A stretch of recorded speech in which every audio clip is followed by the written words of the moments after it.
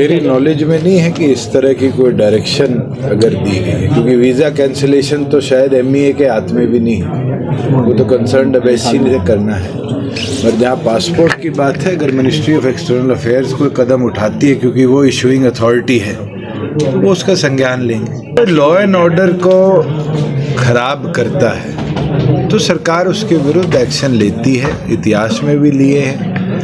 और जिस तरह से पीसफुल प्रोटेस्ट की बात करी गई और उसके अंदर कोई हिंसक घटना हुई है तो पुलिस अपनी कार्रवाई करेगी। 3 तारीख को करनाल के अंदर जननायक जनता पार्टी की राष्ट्रीय प्रदेश कार्यकारिणी की बैठक है। डॉक्टर अजय सिंह चौटाला जी जो भी आदेश देंगे, पार्टी का प्रत्येक कार्यकर्ता उसके ऊपर काम भी करेगा। और मैं मानता हूं कि हमारी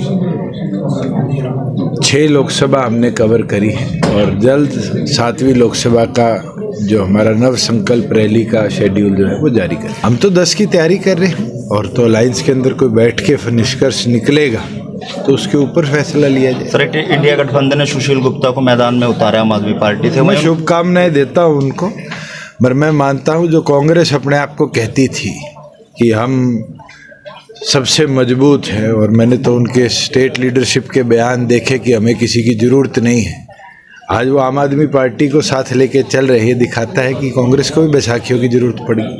सर, सुशील गुप्ता का ये भी कहना है कि भाजपा और जजपा का टिकट सीटों को लेकर जो है वो कहीं ना कहीं आपसी मनमुटाव चला, जिसके कारण अब तक जो है लिस्ट जारी नहीं कर पाई।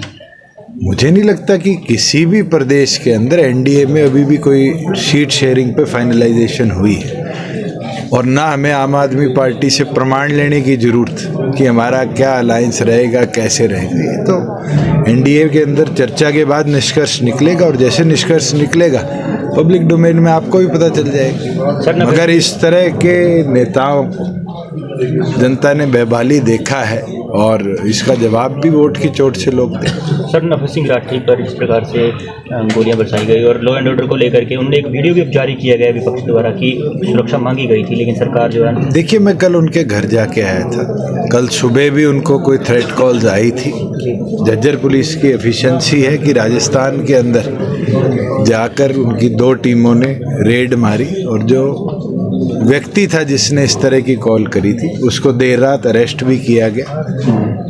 जो लोग उस घटना में उस दिन इन्वॉल्व थे, हमारी STF की टीम भी लगी हुई है, झज्जर पुलिस की टीम भी लगी हुई है, और जल्द उनको राउंड अप किया जाएगा। इस किसान आंदोलन को किस तरह से देखते हैं दुष्यंत चौटाला? मैं तो एक चीज कहता हूं कि पंजाब के हमारे भाइयों को हरियाणा से समझकर कि कैसे कृषि व्यवस्था को बेहतर बचाया जाए, पंजाब सरकार पे दबाव डालना चाहिए। आज 2 फसलें पंजाब सरकार MSP पर खरीदती है और हरियाणा 14 खरीदती है। 18 फसलों पर हम भावांतर भरपाई योजना के माध्यम से आर्थिक मदद किसान को करते हैं। मुझे लगता है अगर पंजाब सरकार भी यही मॉडल अपनाए तो बहुत बेहतर कृषि व्यवस्था पंजाब में। दुष्यंत जी, बात तो MSP की हो रही है, भावांतर की नहीं। वो कह रहे हैं कि प्रॉमिस किया था 2 साल बाद भी उनको MSP। देखिए, जो केंद्र सरकार का मामला है वो केंद्र मंत्रियों की कमेटी निरंतर उसको देख रही है।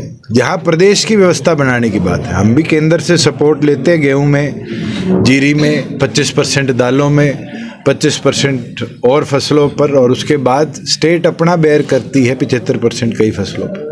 पर 12 फसलें हमने ली है और ये नंबर 14 फसलों तक हम ले गए, और इसको और आगे बढ़ाने का काम कर रहे हैं। हम रुक नहीं रहे, और यही है जो किसान को और समृद्ध बना रहा है। SYL का पानी मिल नहीं रहा है, लेकिन हरियाणा राजस्थान को पानी देने का देखिए, जो एग्रीमेंट हुआ है वो हथनीकुंड बैराज में 21-22 दिन जो मानसून के में एक्सेस वाटर रहता है उसको राजस्थान ले जाना चाहती है, और वो अपने खर्चे पे शायद 20-22 हज़ार करोड़ की लागत से ले जाने का काम करेगी। उसमें हरियाणा का शेयर तो मेरे ख्याल से कहीं भी इफेक्ट नहीं हो रहा। और SYL का विषय क्योंकि सुप्रीम कोर्ट में है, जैसे ही निर्णय आएगा हरियाणा सरकार उस पर भी उचित कदम उठाए। दुष्यंत जी, NL और बसपा गठबंधन की बातें आ रही है, तो कहाँ देखते हैं? मुझे तो बसपा सुप्रीमो का ये बयान याद है, हम किसी के साथ नहीं, इस बार अकेले लड़ेंगे। और अकाली दल से भी शायद बसपा ने अलायंस उसी बात पे तोड़ा है कि यमुना का जो पानी है वो मॉनसून सीजन पे जैसे ही 24,000 क्यूसेक से ज़्यादा हो जाता है वो यमुना की धार के अंदर समुद्र में जाके मिलता है।